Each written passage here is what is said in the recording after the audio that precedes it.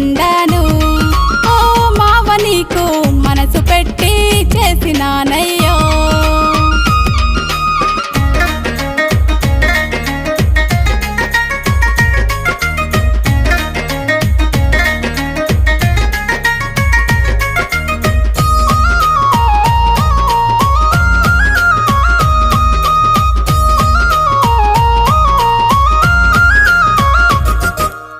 చూడనీకి సూపరున్నావు, చెప్పనీకి మస్తుగున్నావు, నన్ను మందాలించవేమయ్యో.